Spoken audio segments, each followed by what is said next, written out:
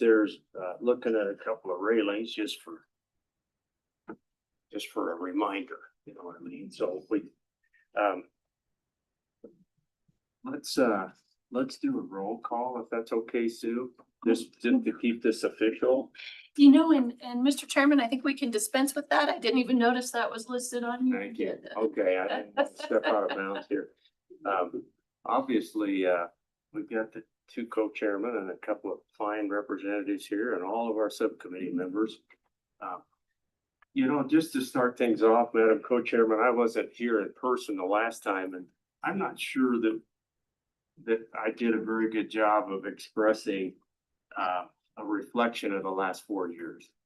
And I wanted to do that to start today. Driving down, I thought, you know, we've done a lot of things. We've done a lot of work, and it's such a pleasure to walk into this place.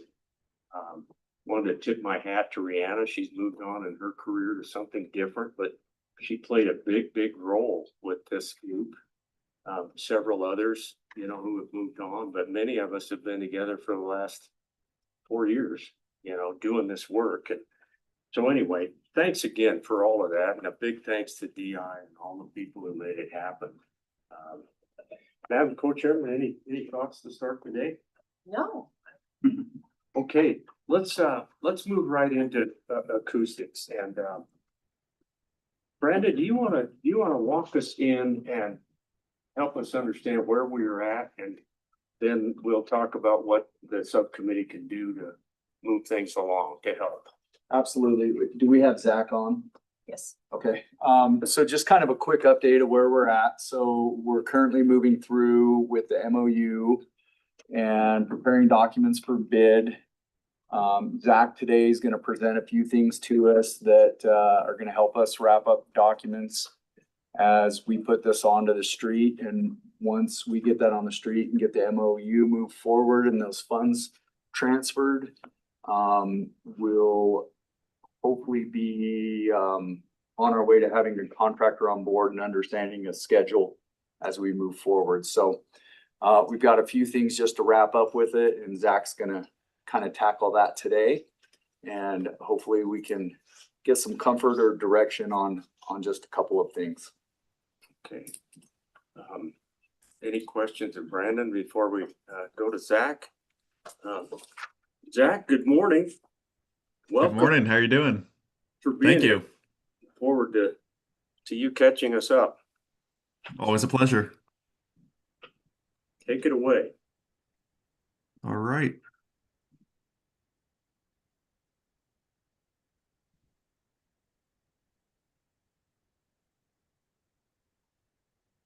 Okay, so like we have in the past, each time we've presented to you all, we like to go over the project charter just to reiterate and stress that what we're doing in this entire project is balancing the historic integrity and character of your beautiful Capitol building with any improvements that we are recommending be taken for the acoustic improvement that this project covers. So the topic today, of course, is going to be the gallery railing, which I think revolves around this entire discussion on looking at how improvements can be made to the spaces acoustically and balancing that with the architectural language that's in the space. And this railing, you know, it kind of centers on that, where we have a non-historic existing glass railing that we believe is detracting both from the acoustics as well as the architectural character of the space. The first thing we wanted to cover today is a little benchmarking exercise. So you'll see here in this photo, this is of the House chamber, and you can see what the railing looked like historically. So, of course, preceding the glass and even preceding a different iteration that was installed in the chamber gallery space, there was just the wood guardrail that exists today underneath the glass, but it is a low height and it had been designed that way. That was never very tall to begin with. And of course, we'll see through history how that has changed a little bit, gone back and forth. But even here, this being in the House again, or this may be in the Senate.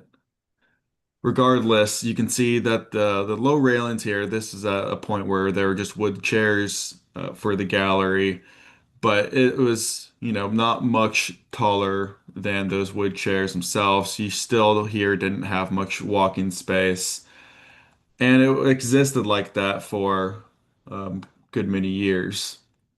Just pointing that out here, enlarging the guardrail for you to see. So Zach, just a real quick question regarding all of those years of what we're looking at there on the screen. In your conversations and looking into some historical documents, did you run across any time that we've had an incident coming off those balconies? Has that ever happened to your knowledge? No, not to my knowledge. No, that never came up. And of course, we had found some correspondence regarding the acoustics in the chambers, but in early memos from the contractors. But that the issue of the railing has not come up in any of our research. Okay, thank you, Lee. And this is what I would call the second iteration. So, in the Senate chamber, there is a tube rail system that was installed on top of the wood. And I believe these photos are from the 1970s. The next step of our benchmarking exercise is going to be looking at other state capitals and seeing how they have handled the low guardrail heights in their chambers. So this is the Virginia Assembly, and you can see here that they have a similar wood rail system, except their railing is kept at that historic height. They have no extension above that lower uh, guardrail there. You can see in another photo even how close that seating is to the guardrail. And of course, in the conversation of balancing historic architecture and modern use, this is one where they're erring on the space. That railing is so important to the character of the legislative chamber that we can use some of our existing building language to uh, conform with code while not meeting the minimum height that would be required by modern code. Another in Minnesota, this is where you see a similar tube railing system that would have been present at Wyoming during the 1970s, as shown in that earlier photo. Likewise, at Montana, they did something similar where they have metal railing above the wood. Idaho is another one where it's a stone railing, but it has no extension at the top and has seating relatively close to the edge of the rail. Texas, you get to see the tube railing again above their wood. And then South Dakota has something unique and maybe part of our larger conversation here with acoustics, where they seem to have installed an acoustic absorbent material in that drapery system on their tube railing system. And then the one we are most familiar with, the Kansas State House. This was one of our earlier projects, and we installed a railing similar to what we are proposing in Wyoming, where it's a combination of a sightline constrained railing, which is a low railing in front of where the audience and gallery would sit, and it rises just 4 to 5 inches above the wood and provides just a little bit more height to meet the code requirement for modern day gallery spaces. And actually, the day we last spoke, I happened to be in Topeka. So, a couple hours after our presentation to you all concluded, I walked across the street and took some measurements to confirm exactly what we had at the Kansas State House. So what you see here is about a 17-inch aisle space, cross aisle space for access to the seating. And then you have a 12-inch spacing between those railings, which I know was a topic of discussion last time we presented to you all. And you will see some updated drawings that reflect a more spaced out, sightline constrained portion of the guardrail. And then, of course, the height being 27 inches. And this will come up multiple times today. But one important thing to keep in mind is that the code minimum to modern standards is 26 inches. So at Kansas, we exceeded that by an inch. So And Zach, then, a quick question regarding that rail.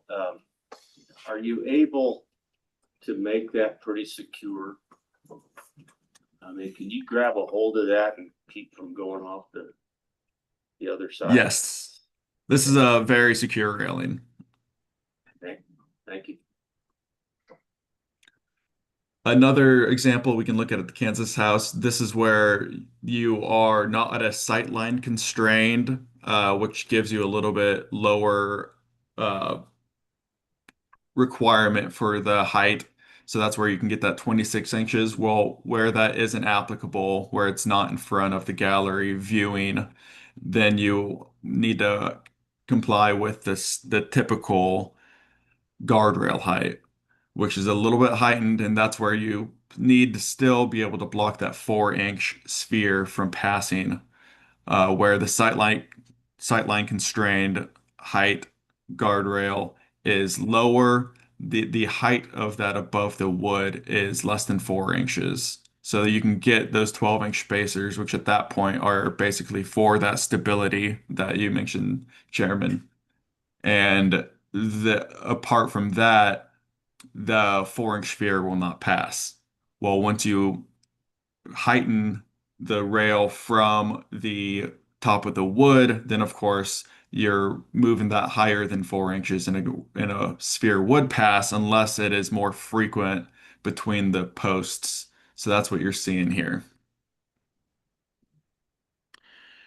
And now before we go into the drawings and eventually get you uh, the ability to see the mock-ups that are in place in the chambers currently, I just wanted to go over the opportunities that are present. So why was this being considered for the project? Well, maybe first and foremost is the safety. Like you mentioned, Mr. Chairman, there is a question about the structural integrity of the glass system as it exists today. This has been something that we've talked about in the past and may have even been in conversations even preceding our involvement. But that integrity of the railing is questionable. Um, no extreme analysis has been done on our part to confirm that it can bear the weight that modern code would require out of a guardrail, but it is questionable to say the least.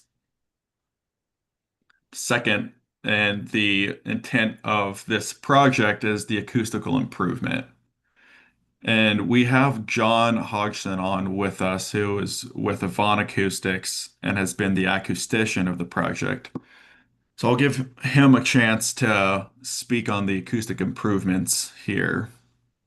Okay, Zach, before we do that, committee, any questions thus far on anything that Zach has brought up? Okay, let's go to John then. Thank you, Zach. Appreciate it. Thank you. Good morning, Yes, John. thank you, Zach. Good morning, everyone. On the acoustical side here, the railing itself does detract, we think, from the sort of acoustical environment of each chamber. What it's doing is it's a hard reflective surface, and so as sound impinges on that surface, it's going to reflect and continue to bounce around the room, and that leads to a longer reverberation time. And if you remember a lot of our conversations we've had, over the last year or two, we're trying to lower that reverberation time in order to make everything more intelligible in the space. And so by removing the glass, we're removing that hard reflection, and the sound is able to get into the gallery and um, get to absorbing surfaces. The gallery currently, has soft seating and carpeting, and people sitting there. Those are all absorbing surfaces. But also, as part of this, acoustical improvement, if you recall, we're adding an absorbing ceiling to the gallery.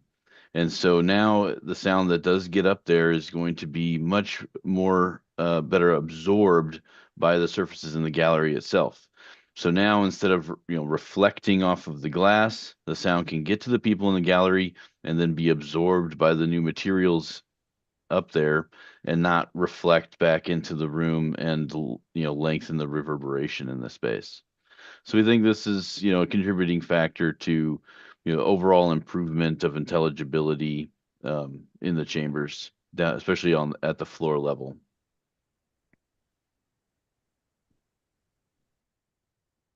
Questions, committee? Okay, John, that makes sense. Thank you. Please proceed if you've got additional. Yes. Thank you for that, John. And then our last point here is something that we've been discussing, the historical appropriateness of the railing. So the existing railing being glass, not only is it detracting from the acoustics in the space, but it's also non-historic and has quite a glare from the reflections of the light above and the ley light in each of the chambers, which we believe detracts from the space's grandeur. Now, our solution here to each of those problems is covered in package 3, which is the larger acoustic improvement package. And again, to remind you all, the existing wood railing would remain in place. What would happen is the existing cap of the railing would be removed to increase the structure beneath it so that the railing that would be added, a new bronze railing, would be stable, sturdy, and historically appropriate. At a large view, here are each of the elevations in the house chamber. And what that looks like a little bit enlarged for you all. This is the where you would enter, and you can see there at the gallery, it's the low sightline constrained railing the entire width, except for at the entrances on each side of that gallery space where those stairs are, and the little pathway to get to the front row is. So that sightline constrained guardrail, that is at 29 inches. So we are exceeding code by 3 inches, exceeding what we did at Kansas by 2 inches, and hopefully providing a relatively comfortable height that still allows the gallery to see and observe the legislative floor.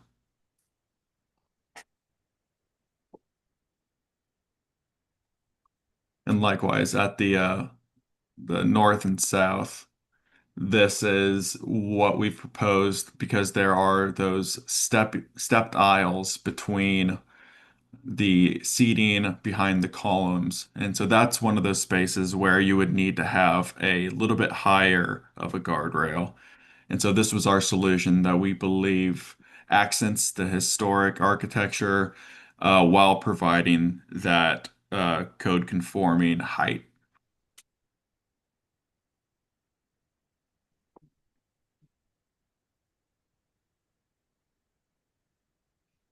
So Zach, that makes sense. I mean, I understand that we've got to try to consider a little bit more railing when you're coming down a couple of stairs right there. But Mhm. that does look like it's gonna block some of the sight line for somebody, sitting, the low bar might be in front of them, but you look 2 feet to the left and you're gonna be looking through a pretty significant stack of posts there, it looks like. That's right. To the eastern and western part of those columns, there is one seat. So two seats total about that have some obstructed view there. And it will be somewhat of a distraction for them if they're sitting there wanting to look through. But I was just at a baseball game for my nephew this past weekend, and it's kind of like sitting in front of a chain link uh, fence where it's there, but you can see beyond it, and it's not so much so that it's gonna completely obstruct it, but it is something that to consider. You're right there. Yeah, thank you. Any questions, committee? Feel free to jump in. It also looks a lot busier on the corners. Where that taller, closer posts are together.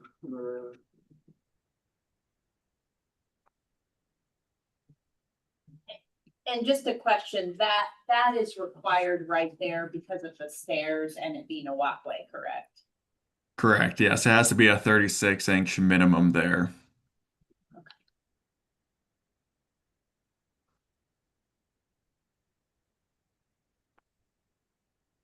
I'm actually really coming around on this idea. It does look a little extreme in the black, in the black on the page, but knowing that Yes.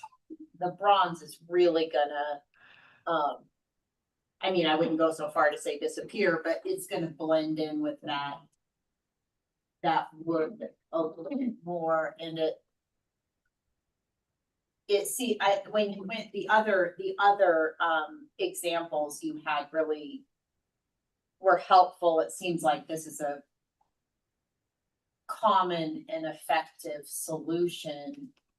And I know we don't have any incidents recorded, but the fact they put up that awful ugly black bar in the 70s, I mean, why did they do that? Don't worry, yeah.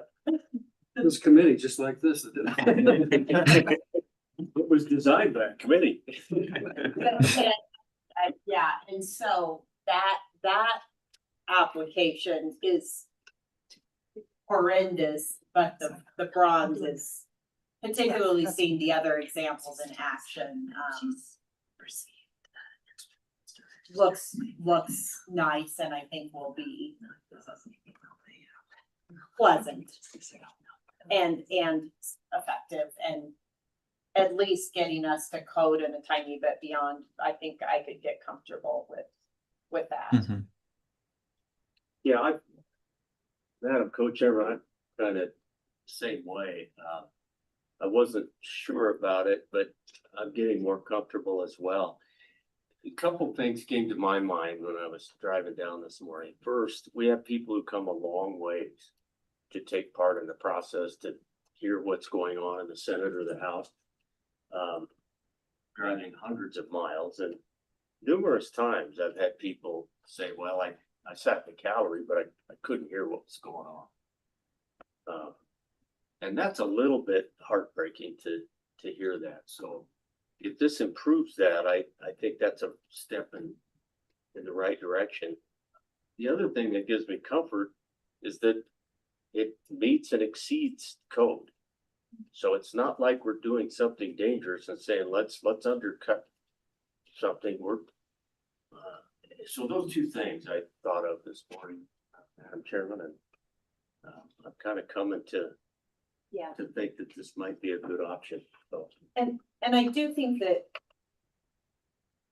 the restricted sign lines in those limited seats are a concern, but I'm not sure they're any worse than the big wood bars that are spaced there now. if you're sitting behind or to the side of one of those, there's already some pretty substantial site interruptions in some of the seats now if you happen to be sitting at a certain angle. So Zach, you mentioned that these will apparently go all the way down through the wood paneling or through the wood structure all the way to the floor and be anchored. Is that correct? I mean, I really want to make sure you can hang on to that bar and it's not going to come loose. Right. So we worked with our structural engineer to come up with a detail that is reusing the bracing that exists there today that would have been installed for the glass railing. So at each of those, and let me see if I can zoom in here. So at each of these wood pieces, those kind of pylon things, there is a complementary piece underneath the railing that is bracing that steel plate underneath the glass. So our plan is to reuse that and provide a little bit more of a plate here on top of that that would connect the new railing to the existing bracing. Gotcha. Yeah, thank you for that. And I'm assuming the top piece of the railing that's currently in place, I'm making the assumption that is non-historic.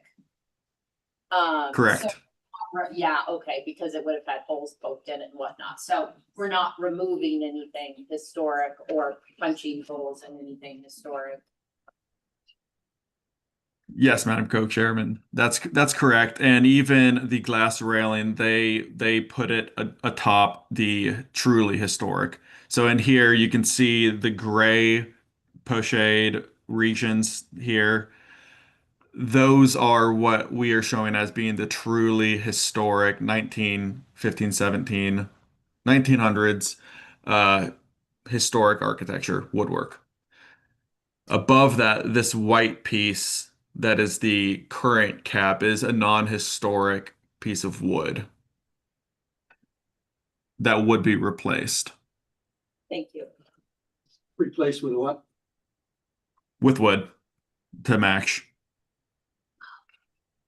But essentially the same height or narrowness, or are you gonna modify it? No, we have no need to modify that in any way. One of the reasons we are replacing it instead of salvaging and reinstalling it is because it does have, you can see a history of holes that were taken out of it. And it's basically 1x8 that would be easy to remove and replace while keeping the same look.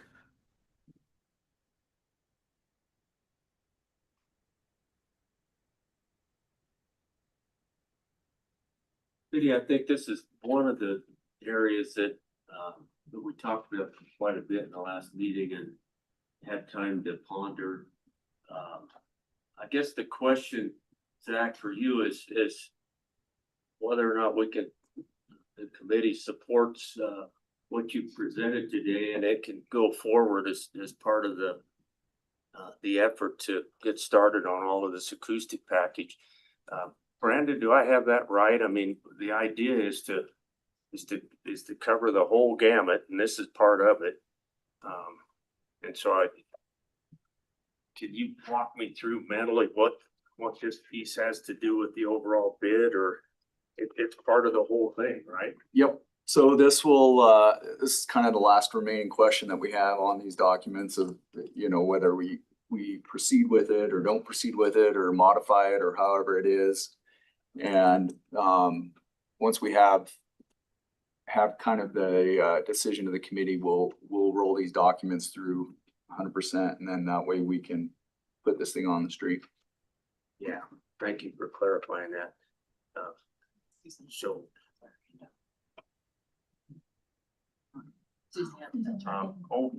Suzanne, good morning. Good morning. I'm sorry. I was having some technical difficulty. So I was stuck. I was See? stuck in YouTube land just listening. But I finally figured out to look in my spam folder for the working link. Anyway, I just have a couple of questions and a couple of observations. And I didn't know if Zach had a chance to share some of the other historic photos that I truly believe they put the awful black pipe railing up because people were leaning over the wood rail and they were draping their coats over the rail. I think I've heard in other states there have been things tossed over onto the floor, but I don't think that's happened in Wyoming. And so just to make sure, if we modify, if we take the glass out, we absolutely do have to put something back. Is that Zach, correct, sounds like a question for you. Zach? Yes, that's where we may be able to lean on the existing building code, being that it's a historic space. But we would generally still recommend against that, trying to install something that's historically appropriate, but still maintains that safe height. That's just our, kind of expert opinion That's your on it. job as a licensee to protect the health, safety, and welfare of the public. Absolutely. Yep. So that would be my recommendation is if we can't get comfortable with the loom railing, which I think is a satisfactory solution, that we should consider pushing on the existing historic building code and not put anything back up. Take the glass out and not put anything back up. But that's my historic building. I love this Capitol perspective. So in that regard, what's the height if you go back to the original railing? It's Just the 24 wood. inches. 24. 24?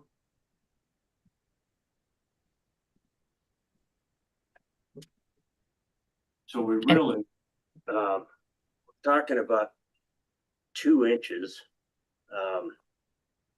which begs the question, Zach, do we really need to go 4 inches above? Technically, we could put that railing 2 inches above the current rail, right? For the sightline constrained portions, unfortunately, the ones at the end of the stepped aisles, those are at the minimum So right it would now. be even more extreme and it would be so, yeah. They would seem taller compared to the lower portion. It would probably read as even more busy. That makes sense. And Suzanne, did you have another question or a thought? You said you had a couple of things. Well, I was just curious.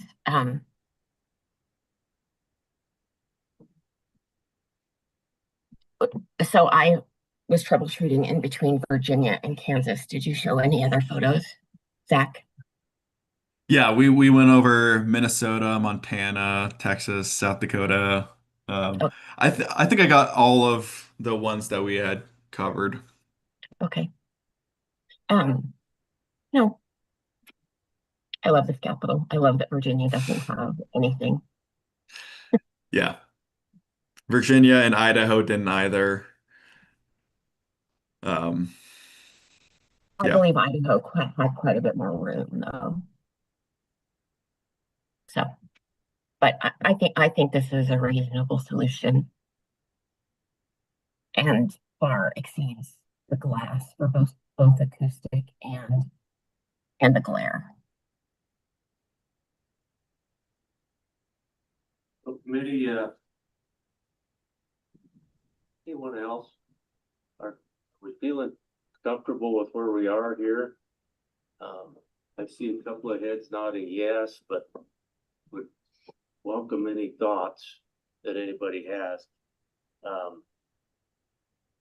So the only thing we that at some point we need to discuss is costs and total costs, so that because we can't just pick everything that we want, depending on how much dollars we have. So do we have any rough, just general estimates of what just this part of the project would cost? Brandon? I don't know that we've looked at this individually. Zach would have to answer that better, but I don't think we've pulled this out and exercised it. Yeah. It's been some time, so it may exist in the details section of the cost estimate that we had provided last year. But important to note, perhaps take that with a grain of salt because we have had a year of escalated prices. So the best estimate that you're going to get is putting this out to bid. And it is included right now. The entire chamber is included as an alternate. So you'll get alternate pricing on the chambers themselves. And from there, you may be able to determine the price that the contractor is actually estimating it will cost. So Zach, I guess I didn't realize that you thought about including the House and Senate chamber as alternates. Seems to me like if you put something as an alternate, it's pretty easy to set it aside. So any concerns about that, Brandon? I mean, we will bid this as an entire package. I think what Zach's saying is at least we'll be able to know that the Senate chamber is going to cost us this much. And then we'll get to the House chamber if we can afford it. Right? And Mr. Chairman, I think part of that decision you made last year came from maybe a comfort level at that time with altering the chambers in any way. I think even watching you as we've come back this interim, I think there's maybe a realization that the work that Trainer has done is historically appropriate. And so I think last year there was maybe a concern of the do no harm. But as you've sat with this and as you've seen the designs and as you've seen the benchmarking that Zach has provided, the example he gave last time of the rosettes with the acoustical plaster material, I think that was really the reason for adding this as an alternate. Now, you may view the railing in the same way, and as you're bringing along, especially management council, I think having that pricing and then being able to, you know, if for some reason part of it's a no-go, it doesn't mean you can't do the other things. You could still add your wall treatment on the chamber floor. That's going to help your acoustics. Adding the ceiling plaster, which that will be almost unnoticeable. That will help your acoustics. So each of these are a layering help. And I think at this point, if you get it out to bid, you have more information as you move forward. Yeah, that's well put. Thanks, Wendy. I think that really helped. You know, obviously, if we end up not being able to do it all, we'll have to pair something off of there and do it at a later time or whatever. Well, Zach, I appreciate it. I think, and I'm looking at Brandon too, it feels like the committee is pretty well okay with where we're headed here. If there's anyone who wants to speak up, please do so. But I'm taking it that our committee today is pretty supportive of what's been presented. Yes, I like it better than I thought I was going to. Yeah. Mr. Chairman, we'll again take a field trip up and we've got those mock-ups to take a look at up there too. So that might give you another level of Sounds good. comfort with it. Give me let's, I think we want to get through the topic, maybe, Brendan, and then you can snap a finger and lead us on that effort. If that's all right. That'd be great. So Zach, please continue. Do you and John have anything else? It looks like maybe a couple things to cover. Yeah, the only other thing that I had planned to cover was the Senate, which is a similar design that we have in the House, just slight variations with the different stepped aisle locations And of course, there's no columns here, but relatively the same design. 12-inch spacing at the sightline constrained, 4-inch at the heightened portion for that stepped aisle. The one spot that it does get pretty busy is, of course, on the larger gallery side where it does have a aisle that is adjacent to the railing. And so there, the code minimum would put us at that 42-inch guardrail height. So a little bit more busy.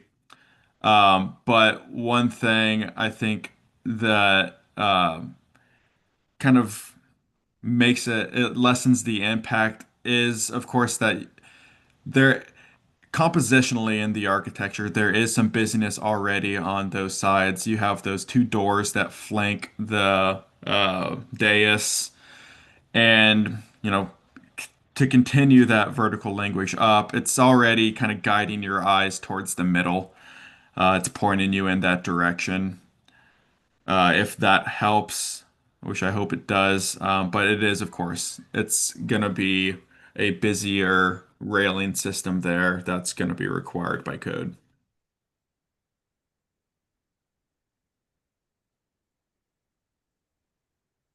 Hey, it sure makes sense. Zach, I do want to look, and we'll go up to the chambers a little bit later here, but I do want to I'm looking at those Senate pictures, of the gallery and those, the pillars, and then with the railing down off of those pillars.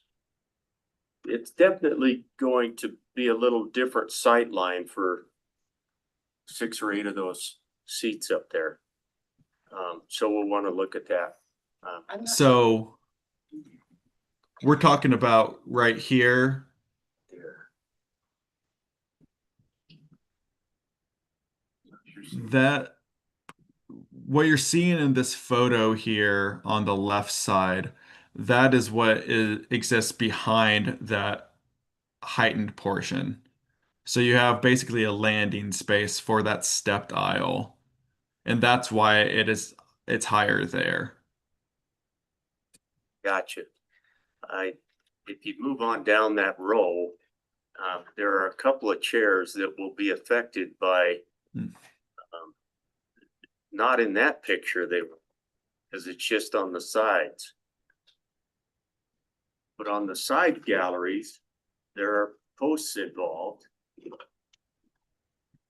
I'm looking at, there's no page numbers on here, but my apologies, I think I do have the house up, so that's where we're gonna wanna look and just, I think we're fine, but it is you're gonna have a few more posts to look through if you're sitting in a middle seat. Mm-hmm. And that's why I'm glad you guys have the opportunity to go look at the mock-up with Brandon, because that is going to be one of the spots that we have mocked up, and you'll be able to see how much is being obstructed by the railing. Okay, yeah, thank you. Okay, thank you, Zach. Thank Anything you. else? Nothing for me. Okay, committee, Brandon, anything to finish up? Wendy? Mr. Chairman, one question from our House Chief Clerk who's listening in is whether or not there is a essentially psychological barrier created in the gallery by the glass to keep the public from thinking that they can interact. So I did want to bring that to everybody's attention of whether or not that provides a perception of separation between the gallery and the floor. Well, I'll give a counter argument if I may. yeah, please do, Zach, jump in. The counter argument of the psychological effect is, in fact, that the separation is giving them the sense that they are allowed to talk amongst themselves, even if the floor is in session. So that's where you may be getting noise from the gallery down to the floor because they feel separated enough by the glass that they have the ability to talk. A really good point. Well, and what we're considering, makes it a lot easier to drop a microphone down over the top of the senators, which has been done, by the way. Little bit kidding there, but no, I think that's a great question, by our clerk. And that's always gonna be a consideration. I suppose that we wouldn't wanna get rid of glass panels in case someday they wanna go back to those. I would hope that would never need to happen, but, I get it. This is gonna be a change. Anything else? Wendy? Mr. Chairman, I think, Zach is, potentially, I think, missing another meeting he has to head to, so we had separated this out. If you had any more questions for him, he could come back at the 11 o'clock hour after you do your walk, but I think unless there's anything in the mock-up walk that changes your mind, I think we could just go ahead and let Zach and John go, and essentially what Brandon's next steps would be are to start putting this out to bid as we are simultaneously bringing this to SBC and Management Council, just so we continue to have more information and keep the momentum going. And again, as a reminder, that would be all three packages that would go out simultaneously to bid to allow potential contractors to have economies of scale. And that would be the HVAC work that does not have any architectural changes in the spaces using major maintenance. That would be the broadcast studio, which also again is in its own enclosed space in the extension. And then this, what we're calling the sound absorption and sound reinforcement, you may remember from the refresher from your last meeting.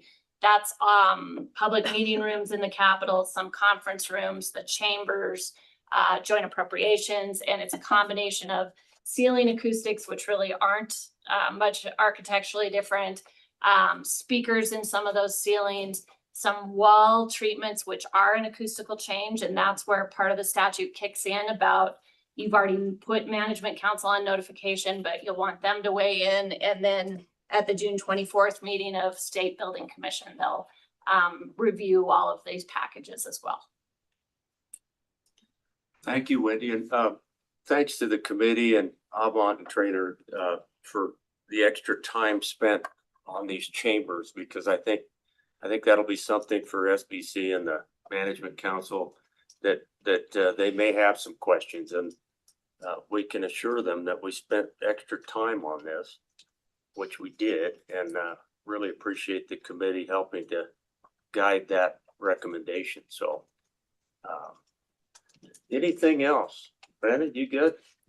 Madam Chairman? I'm good. I think we can break and maybe go up and take a look at what this is gonna do, huh? Do we do that now, or are we I gonna think do it we afterward? Go ahead and finish our Okay, couple things, so then we don't necessarily have to go. We can. sounds good. Okay. We'll capture, just for the record, if you have any additional comments, we'll capture that during the mock-up walk and then have that reflected in the minutes. But otherwise, the meeting could conclude up there. Okay, sounds good. Let's move. I do have one question. Yeah, go ahead, Representative. If we just decide we want a straight line railing and not the heightened around the corners where the steps are, even though if we're not to code, what happens if we just do it? Because it would definitely look a lot better. Even more aesthetically pleasing. And it would provide more protection than doing nothing, just adding the wood. Suzanne could correct me if I'm wrong, but I think if we make that attempt, if we go ahead and make the attempt, we have to then meet what code is at that point. We can't just take some code and say, yeah, we're gonna apply it here, and then the rest of it walk away from it. Well, my experience as a lawyer is you can always do exceptions to the code, but you might have to go through a hoop or two to do it. But for aesthetic purposes, you can just, the code has its own purpose, but it's not a goal, and it's not like you can't go around it when you want to, or when you need to. Sure, and if that's the desire of the committee, we can definitely look into that and what that would take to do that. I think it'd be worth knowing. You know, every now and then the representative stumbles into something that makes a lot of sense to me. You can tell that I've just struggled with those pieces that are gonna block two seats sitting there, you know.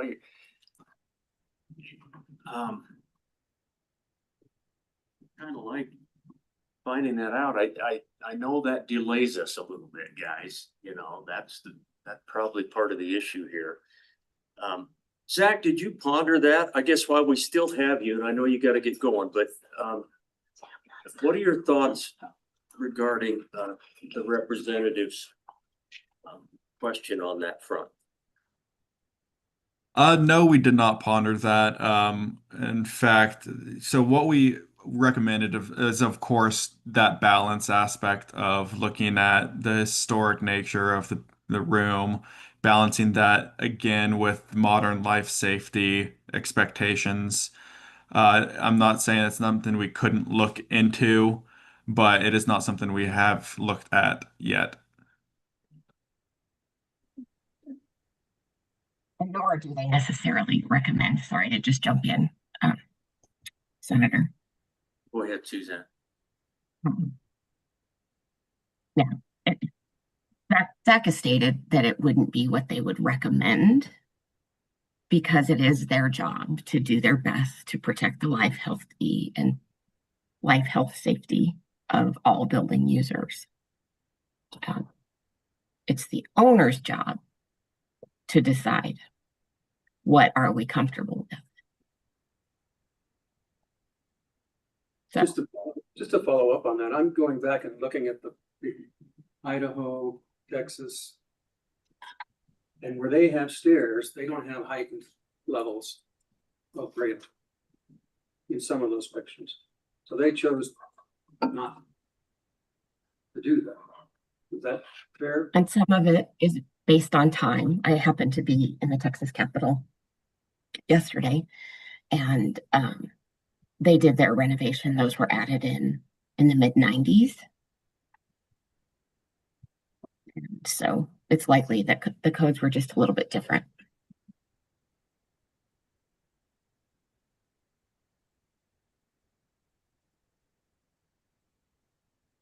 Yeah, I'm looking at the Kansas picture and post to post, it does go straight across. It doesn't have that angled heightened railing around,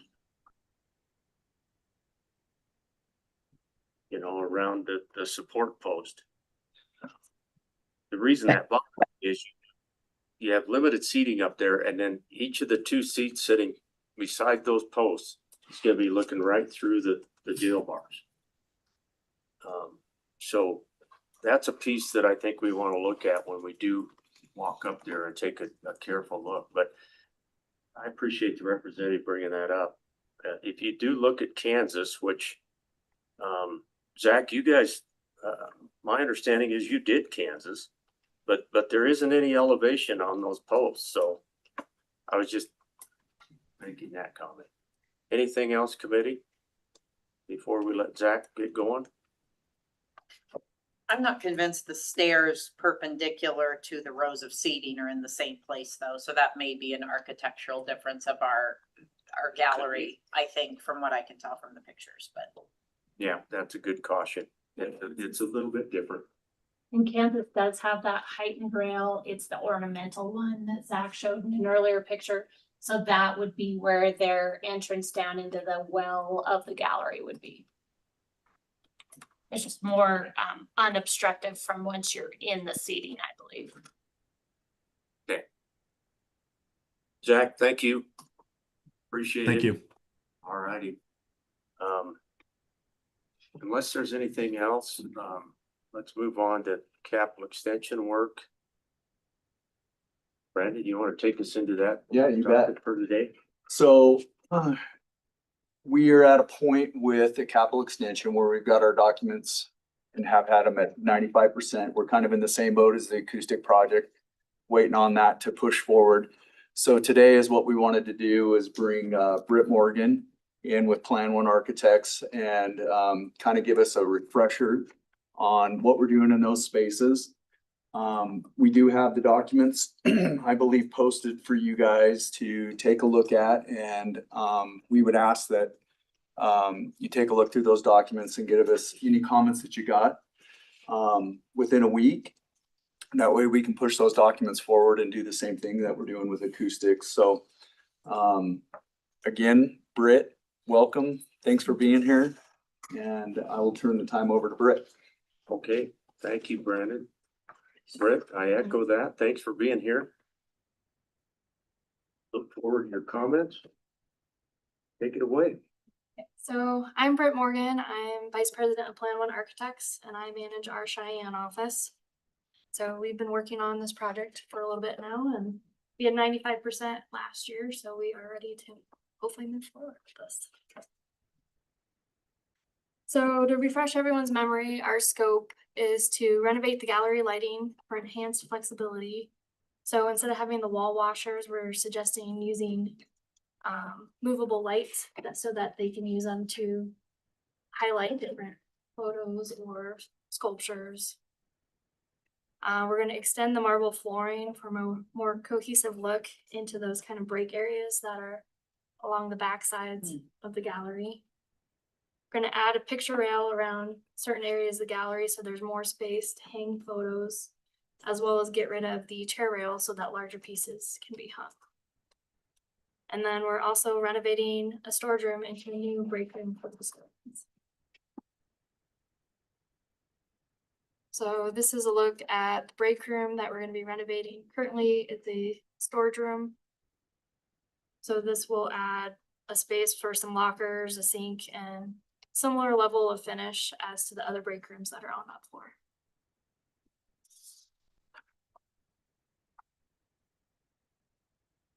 So this is a floor plan of the gallery showing the areas where we're going to be extending the marble. So one of the things we'll be doing is getting rid of the black tile squares in the center where the statues used to be, so that sculptures and things can be placed without having to be placed right in those spots. And then extending into this area here and this area here, so that it becomes more cohesive because you can see through those doorways. And so it'll just create a nice area here. And then as an alternate, we added more marble into these two areas as well. And then this is kind of a layout of the new lighting. You can see there's a lot more heads that can be pointed in different directions just to highlight the different art pieces.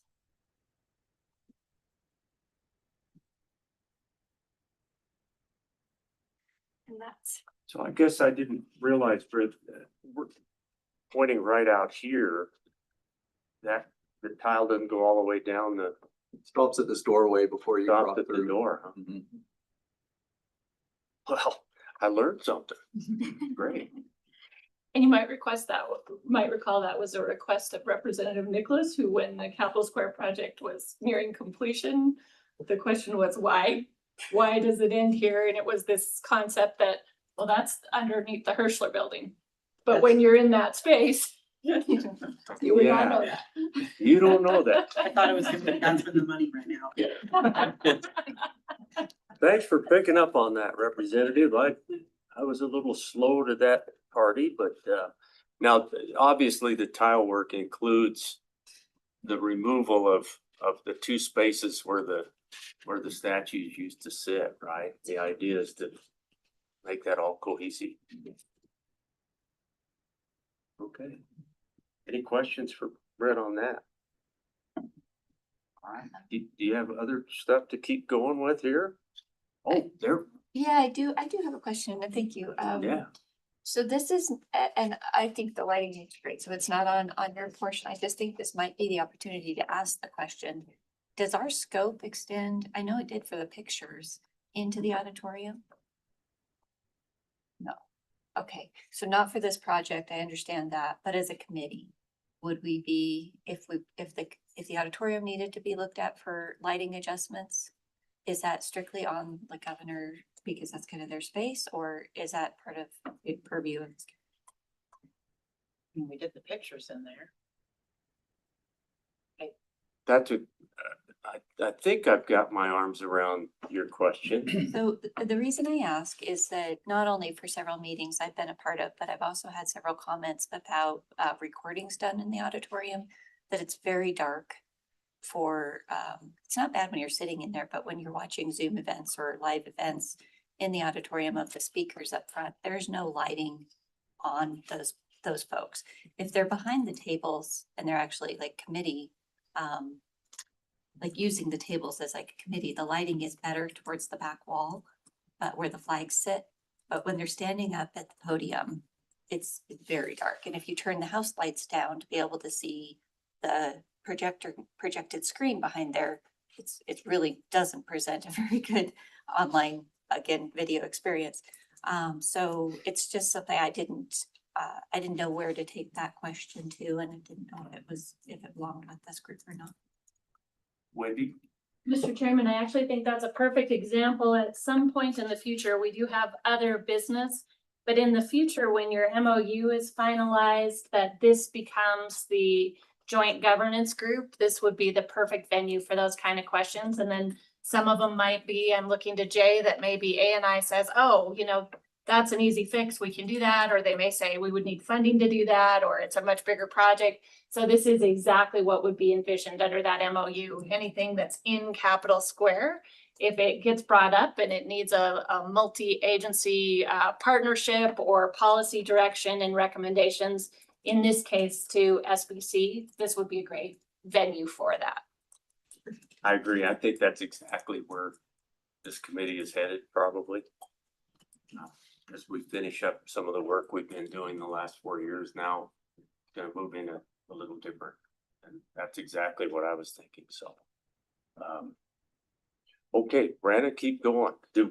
So I think just overall, a quick overview, pretty utilitarian project that's going to make some great improvements, especially within the gallery area. And then also providing that break room. There's not a lot of fancy flash or anything else that go with that, but again, providing that break room for staff that's here and trying to match finishes that we already have existing within there to give it the same feel as we're moving forward. And it'll be an exciting change to see or not see. Most people won't see, but we'll know the difference. Yeah, well, we'll hear from Nathan in a little bit here, but I'm anxious to get your thoughts on it. I think I'm really glad this committee came up with that notion a couple of years ago for the utilization of that space out there, but we do need the proper lighting and we need some help out there. So.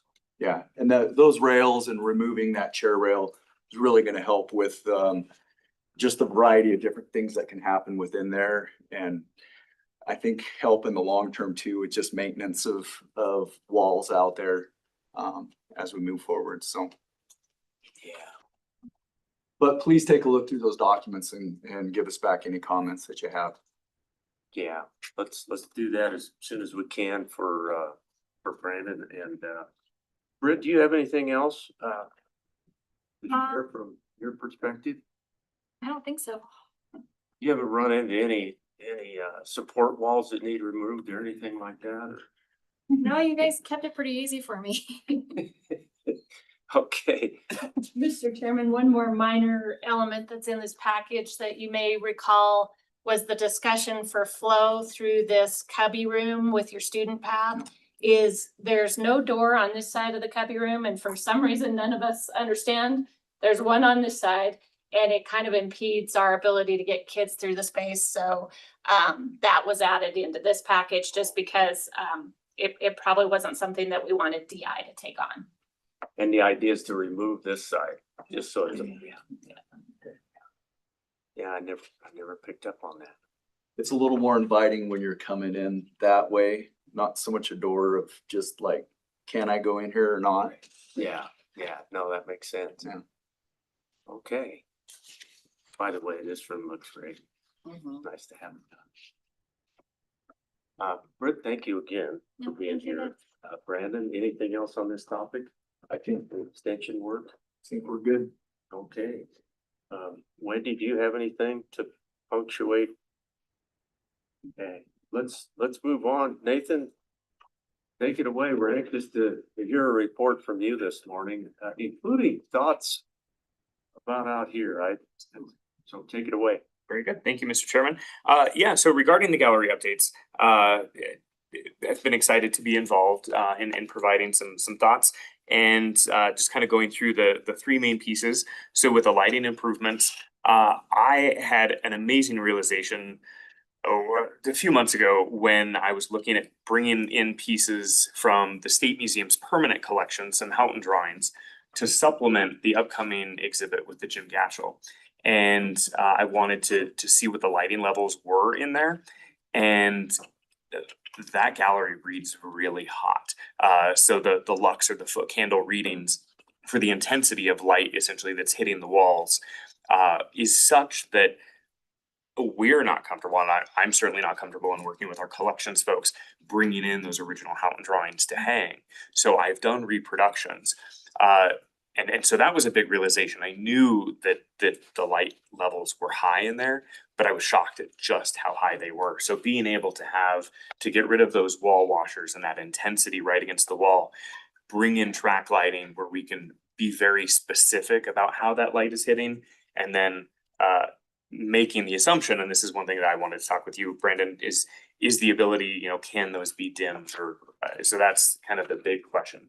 But having more control just for the protection of pieces, especially where, working with, just for an example, if I were to collaborate with Buffalo Bill Center of the West on an exhibit, bringing their collection into that space, we're going to need to provide a facility report to them as an accredited institution and a Smithsonian affiliate, to be able to identify not only security in the space, but temperature, humidity, and lighting levels, and to guarantee that we are meeting requirements for best practices.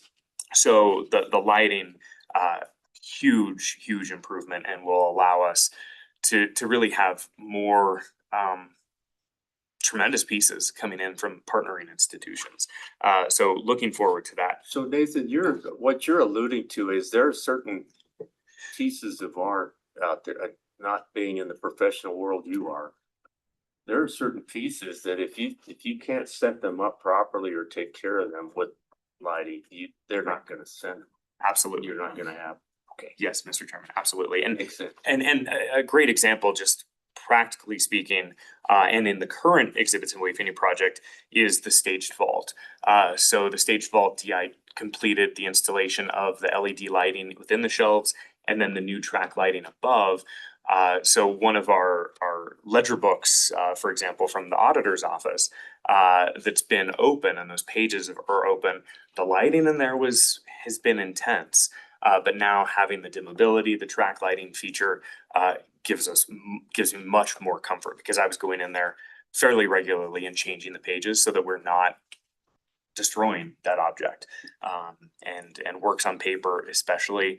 But it just allows us to bring a lot more diversity of things. So above all else, we want to take care of the Madam auditors. That's absolutely, yes, yes.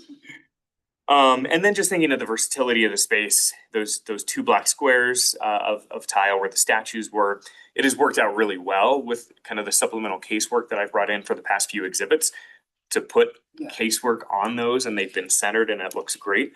But as I look to bring in different types of things, larger things, more casework, the Gatchel exhibit, for example, will have more casework, and I'm laying it out such that it will work, but it will just add to the versatility of that space, and just visually clean it up. And then, as was mentioned, the chair rail, removing that will allow larger pieces, so that they're not confined to that 6-foot distance between the top of the chair rail and the ceiling. So all really exciting to see. Just looking beyond the gallery, I provided a very thorough update last month. So a few highlights looking forward into the gallery. Governor's Capital Art Exhibition ends, hard to believe, coming up August 8th. We'll deinstall the following week.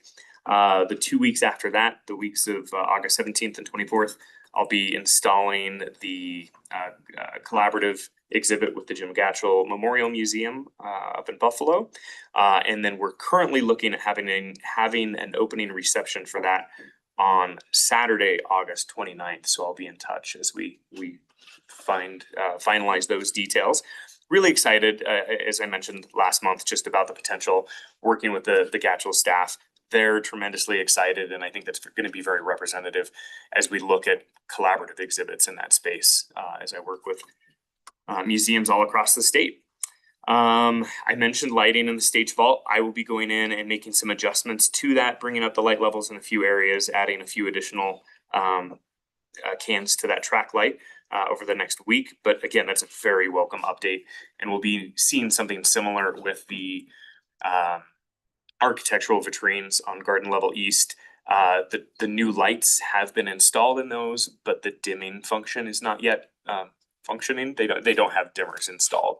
So once those are installed, we'll finesse that a little bit. But that casework looks amazing having that lighting in there. So the importance of lighting. And then lastly, again, last month I gave an overview of the 250th, the Capitol Complex celebration. 23 days from now, 2+ years of planning will be in full effect. But the scheduling and marketing is really starting to be pumped out from that subcommittee that's chaired by Justice Gray. So we're excited for lots of activity to really celebrate and highlight the work of this committee over the past few years as we get thousands of people hopefully through the building again. I don't know how, this is a dumb question because I don't know how it would be estimated, but is anybody estimating attendance or who I mean, in my mind, I'm thinking that we're going to attract a lot of Wyoming nights, right? Like that would be our primary market, but is there any estimates or? Madam Chairman, that is a very good question and a continuous one. You know, I think it's safe to say that the committee as a whole, that committee as a whole is really basing a lot of assumptions off the reopening of the Capitol. Okay. Just as, you know, something to aim for. I think others on the committee are thinking, you know, maybe half that. So, you know, well, that was roughly 12,000 was kind of the estimate. So I think the conversations have really ranged from, and Wendy might have some other ears on the ground, but 5,000 to 12,000 people.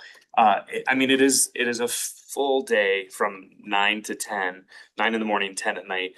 Lots of activities. The Capitol will be open on the 3rd as well. So really just promoting that. All of the participating groups are going to start promoting it. The food trucks who are going to be participating that day, we're providing them with information to promote it as well. So cumulatively throughout the day, I think it'll be, especially kicking off with the parade and ending with. One of the challenges, you know, to predict that, I'm sure, is every single community has Yeah. big stuff. Absolutely.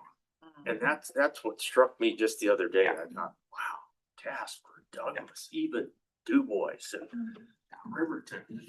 Everybody's doing something. So Whereas with the reopening of the Capitol, we weren't competing with Competing, that's all right. these other events and B, a 3-day holiday weekend Yes. where a lot of people go camping and whatnot, so.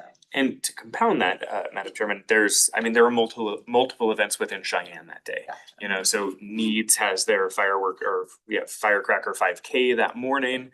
There's a big event out at the Frontier Mall parking lot.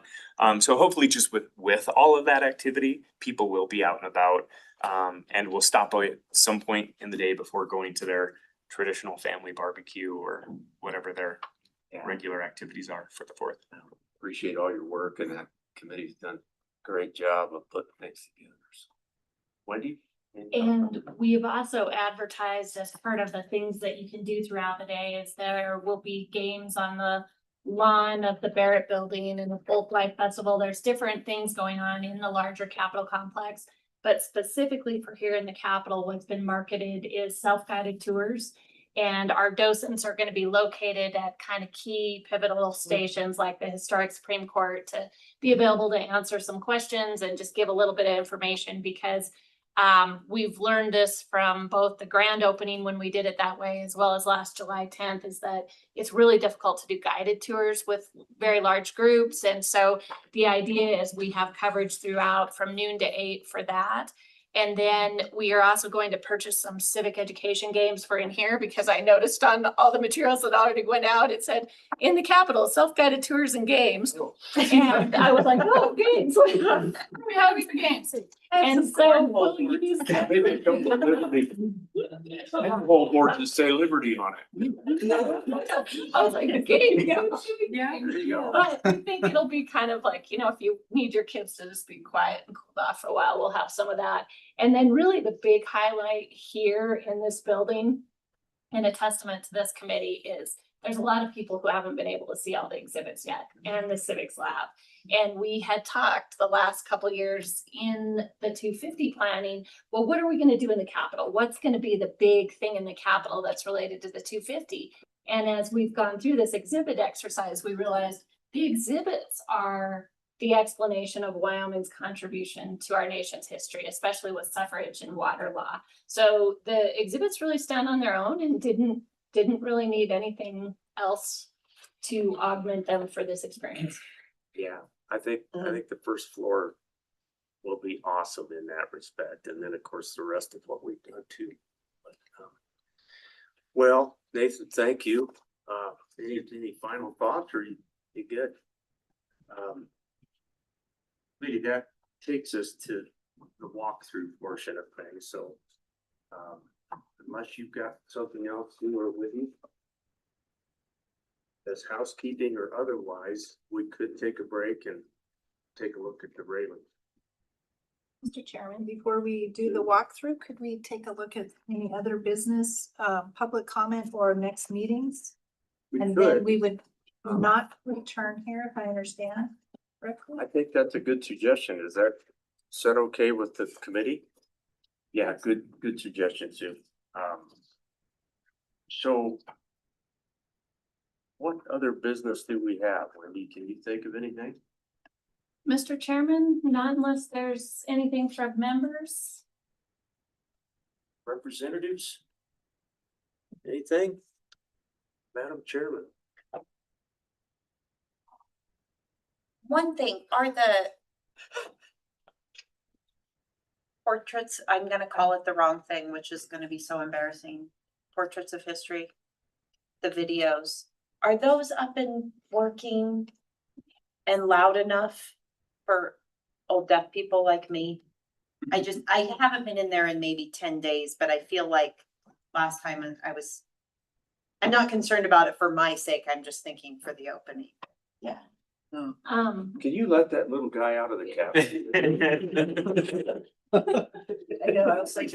Madam Chair, I think that might be people putting together the How a Bill Becomes a Law puzzle. It's like, I'm sorry, Matt, go ahead. We can check that volume again. They were doing some punch work in there, and they had to take the screens down, and inadvertently the volume was low at that time. We believe that's been rectified, but we can double check it. And that exhibit we do now feel is stable. We have not had to call in any tech support on that for many, many months. We're going through some of the same growing pains in the civics lab right now. And I think that will become the same way, that over time it's stable, and part of it is setting up protocols for when updates occur. We don't need a Microsoft update perhaps running every single night. And so I think that will also help the stability in this space. Great. Good. Madam Chair, I'm so sorry. Wendy, do those videos also have closed captions on them? I'm trying to remember the last time I was in there and actually watched one in its entirety, but I believe they do have. There's an option to put them on, I think. Okay. Good question. No, Yes. good deal. Well, let's go to public comment, and it really, it involves somebody who's really kind of a part of the. I don't know, he missed the last meeting, I think. Yeah. I think it's the only one that Richard has missed, but anyway, good afternoon, good morning, Richard. Any Good thoughts? morning, for the Mr. group? Chair, Madam Chairman. The public is very happy. I can speak on behalf of the public, and thank you all for your work. nothing more to add. Thank you for your engagement all the way through and always good points made. So thank you. Appreciate that. Any other public comment from where? Okay, that gets us through those two things. We have a discussion that we need to have on meetings because Wendy, we changed the date here and there a couple of times this spring. For July, I believe. I think at one time it was the 16th, right? Now it's the 14th. Mr. Chairman, at the end of the meeting last month, July 14th was the correct date. So if you see the 16th, it's just an error. But I think that you wanted to discuss with the subcommittee. Committee, I'm not That's sure that we're gonna have agenda enough that we will need to do this. But there is a possibility that we would have one or two items, maybe perhaps related to the railing or something. If that happens, I think we can do it via Zoom. Okay. And that's what I would recommend, especially in the month of July. Yeah. And especially with everything that we all have going on, that's gonna be a very difficult down and back for me, for example. And so we can leave July 14th there. You might just keep in mind that we may back that off to the Zoom meeting. August 7th, probably still looking relevant Chairman, there. I think August 12th was the correct date based off of the former meeting. Okay. That gives me a little more comfort. I've got a August 6th, 7th, 8th thing, so August 12th, make sure you get that down, committee, versus what's on the sheet. So July 14th, we'll let everybody know. August 12th would be the meeting after that, and onward we go. Mr. Chairman, I Yeah. believe it was 9:30 in the morning as well Okay, on August 12th. thank you. And if we could look at September 24th, if everyone could take a peek at their calendars. I will be in Italy. Okay.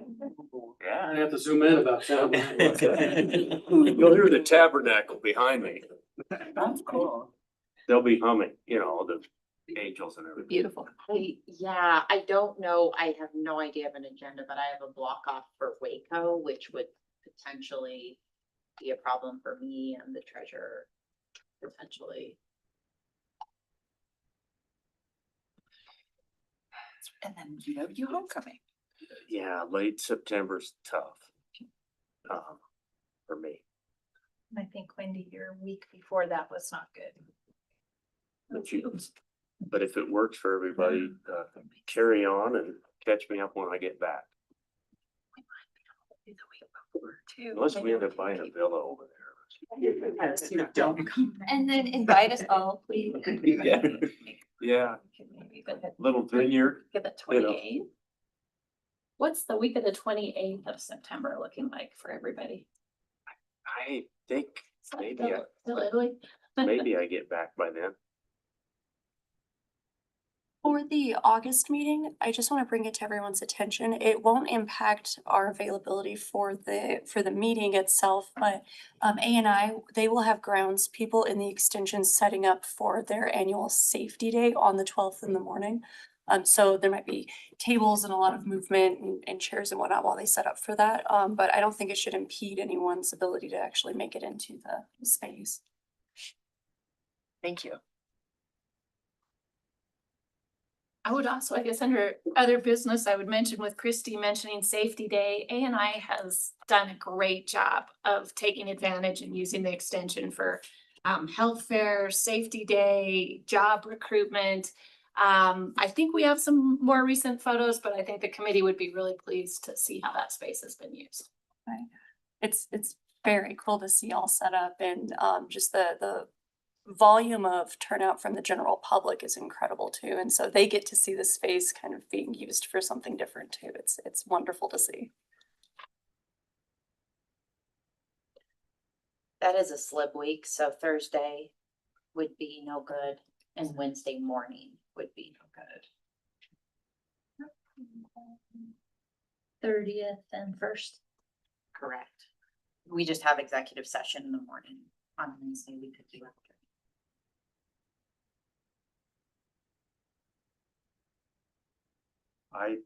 I will be back that week, so, do you want to tentatively block out Wednesday afternoon? The 30th? Yeah, that'd be fun. I'm looking around the room. Does that, cause any trepidation? September 30th, which would be, September 30th. I will be at a housing conference in Casper the 30th and the 1st. The 29th possibility? And this is September. what if we backed it up one day and went Tuesday? That afternoon would be preferable, but I could probably make either work. You want to, let's go just 1 to 4 in the afternoon or whatever On the 29th. on the 29th? Okay. Yeah. Okay. Tuesday, the 29th of September. 1 o'clock in the afternoon, we'll gavel in, okay? And we will keep everybody posted regarding July and August or whatever comes about, so. Anything else for the good of the cause, Sue? No, Mr. Chairman. Anything, Wendy? Madam Chairman? Okay, we are in position to take a break, Brandon, and go take a look at what you have for. So Wendy, what's the status of the MOU? Is it in the Gov's office or where is it? It is currently, and if Suzanne's still on, she can let you know definitively, but once it was recommended by this committee, it'll go through internal AG review. And Brandon may have some updates as well, and then present it at the special meeting on June 24th of SBC. Yeah, the last I understood, it was that AG review. I don't know if it's gotten out of that yet. But on the 24th is when it'll go before the SBC. Well, my question is, depending on what the AG comes up with, we want to be of use if we commented or saw what then was gonna be forwarded and have comments on that, just to, so we don't lose a month or two. If there's changes, I guess. I like that. Yeah, I would think, Suzanne's on, so she can probably provide more information. Yeah. Mr. Suzanne, Chairman, could you weigh in on that? Mr. Chairman, I don't anticipate any changes or suggestions. But if there are, I can certainly circulate it back through staff and into the full subcommittee in advance of the SBC meeting so that any questions or thoughts can be discussed and possibly resolved ahead of time. And Mr. Chairman, Representative Nicholas, we also thought in sequencing, it would make sense that it goes to SBC at this meeting and then to council, just so we're not in parallel, have 2 documents being reviewed. So obviously, the committee, there may be changes all the way to the ex officio membership. You know, we'll just have to see. I don't know if that is taken up in this document in any specific way, but we have 2 representatives, 1 senator, we have 3 executive members of the 5 electeds represented. I'm happy to report that the chairman is probably going to be right here, so that's good. But beyond that, we don't know, do we? So, And I would say, Mr. Chairman, and this might be why Suzanne had the anticipation of not really having any changes, as you recall from the last meeting, we really did try to just keep it at a high level and have the statutory sites. And then as it gets finalized, hopefully, as that you will become that committee, then there will probably be more meat around the bones of the structure of that MOU. Yeah. And statute also contemplates that. It calls for MOUs and other agreements. So perhaps if you want to offer up maybe building use policies for the extension, or, and I'm just making this up. That would be things that you can continue to work with both of the governing bodies on. I do think, walking into the building today, guys, I do think that there's work to be done outside. And it probably goes beyond the scope of this committee.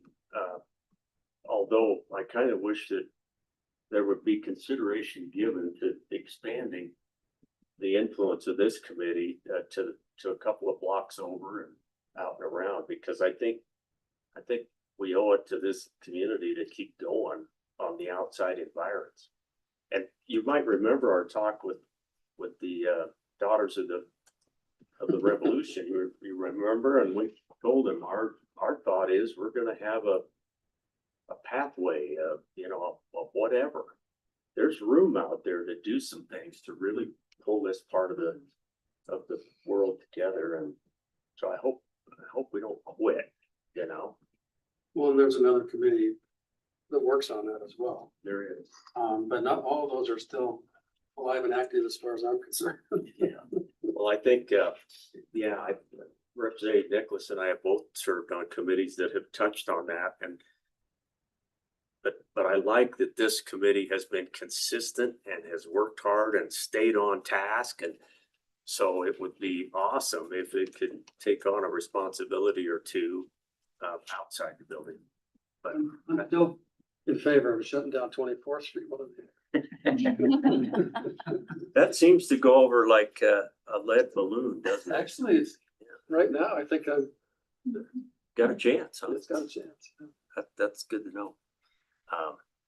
Well, it would just, there's the museum, the Supreme Court, it would just tie it all together. And I just think there's a lot of room to take what we've done here and take it on out. And I hope that happens. But, okay, so that brings us to the end of it. Let's gather up our stuff because we don't have to come down to the room again, and we can we're headed up to the house side. Let's start on the center. That's that side. Okay. And while you're walking by in the garden level, you can see some of the lighting. Maybe we'll take a quick stop by the Good. Treasures of the Past and the architectural niche, and you can see the lighting that we made. So maybe the folks doing the flowers out there today is that's a volunteer group that are. Okay. Don't know. Depends on what they're wearing. If they're in the yellow vests, it's us. If they're not, it's volunteer. I think the master gardeners had a work day. It looks like. Yeah, I'm on their list, sir. Nice to see them out. Yeah, and that is something that, as you might recall, A and I did some purchasing of some perennial